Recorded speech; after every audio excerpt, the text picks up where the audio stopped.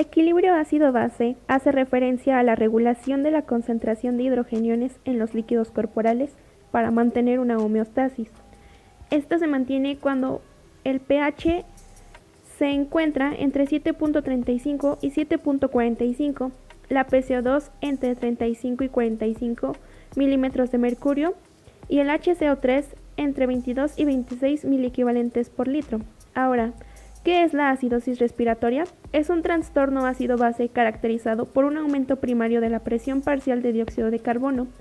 Puede tener un pH arterial menor a 7.35, lo cual se conoce como acidemia, o puede ser un pH entre 7.35 y 7.39, dependiendo si hay o no incremento compensador de la concentración de bicarbonato. La acidosis respiratoria se divide en aguda y crónica dependiendo del valor de pH que presente.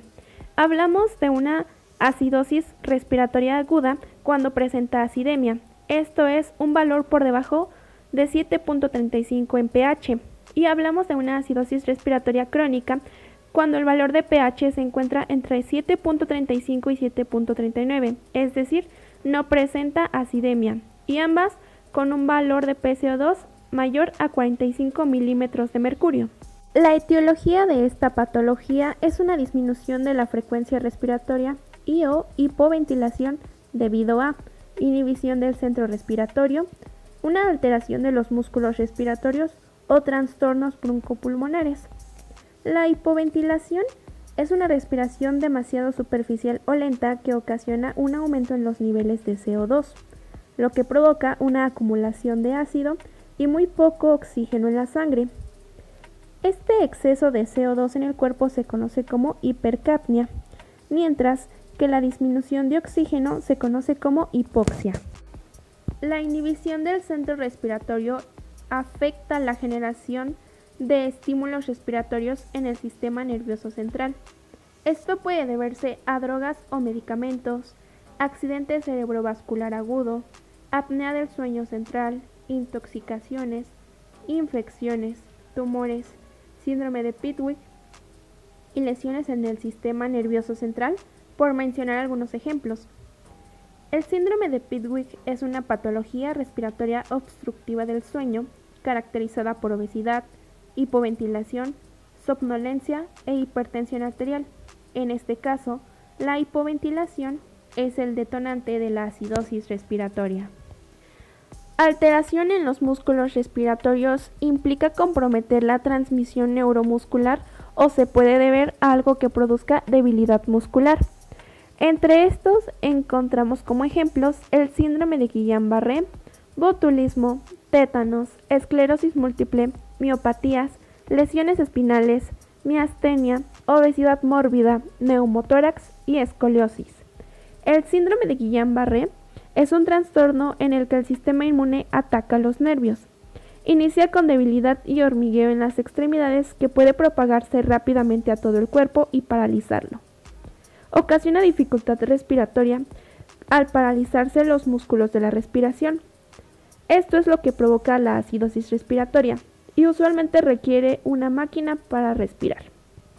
El botulismo es una patología rara causada por la bacteria Clostridium botulinum.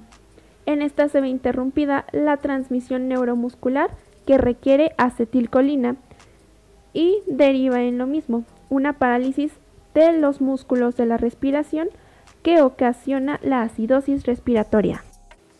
Entre los trastornos broncopulmonares que pueden ocasionar una acidosis respiratoria encontramos EPOC, asma, infecciones respiratorias graves, obstrucción de la vía aérea, síndrome de dificultad respiratorio agudo, edema agudo de pulmón, fibrosis pulmonar. Estos obstruyen, restringen o son parenquimatosos. Podemos ver aquí que las células mediante el metabolismo endógeno producen CO2. Este CO2 pasa a los capilares en donde se une a moléculas de agua por medio de la enzima anhidrasa carbónica, la cual forma ácido carbónico. Este ácido carbónico se disocia en hidrógeno y HCO3. El hidrógeno pasa al interior del eritrocito en donde se une a amortiguadores intracelulares, como pueden ser moléculas de fosfato, proteínas y hemoglobina. Los eritrocitos siguen su camino hacia los pulmones, en donde pasan a través de capilares pulmonares. Aquí, la hidroxihemoglobina, que es como se conoce la hemoglobina unida con hidrógeno, se disocia. La hemoglobina se une con el oxígeno recién inhalado y pasa nuevamente hacia la circulación sistémica. El hidrógeno, en cambio, por medio de la anhidrasa carbónica, se une a HCO3 y forma ácido carbónico nuevamente, el cual se disocia en hidrógeno y CO2, los cuales son expulsados del cuerpo mediante la respiración. La acidosis respiratoria ocurre cuando alguno de estos pasos se ve interrumpido, más comúnmente la excreción de CO2, y esto se puede deber a cualquiera de las causas que vimos anteriormente: inhibición del centro respiratorio, alteraciones en los músculos respiratorios o trastornos broncopulmonares. Los signos y síntomas de la acidosis respiratoria aguda son cefalea, confusión, ansiedad, somnolencia y estupor. La acidosis respiratoria crónica puede tolerarse bien, aunque llega a causar pérdida de la memoria, alteración del sueño, somnolencia diurna excesiva y cambios en la personalidad. Y de manera general, la acidosis respiratoria presenta trastornos de la marcha, temblores, contracciones, disminución de reflejos osteotendinosos, sacudidas mioclónicas, asterixis y edema de papila, al igual que coma, alteración del ritmo cardíaco e hipotensión arterial. Las sacudidas mioclónicas son tirones o sacudidas involuntarias y súbitas de un músculo o un grupo de músculos. La asterixis son breves sacudidas de las extremidades con inicio y final brusco e involuntario. El diagnóstico se puede dar por la clínica, que es la sospecha de la patología por la presencia de un conjunto de los síntomas anteriores en un paciente. Se puede confirmar por una gasometría arterial y también se puede hacer una prueba de la función pulmonar para medir la respiración y el funcionamiento de los pulmones. El tratamiento implica eliminar la causa desencadenante, corregir la hipercapnia a través del incremento de la ventilación alveolar, ventilación mecánica en caso de que el paciente lo requiera. El uso de bicarbonato no está justificado, salvo que el paciente presente arritmias graves, inestabilidad cardiovascular, coma o pH menor a 7.1, y debe administrarse con cuidado, ya que aumenta la cantidad de dióxido de carbono como efecto secundario.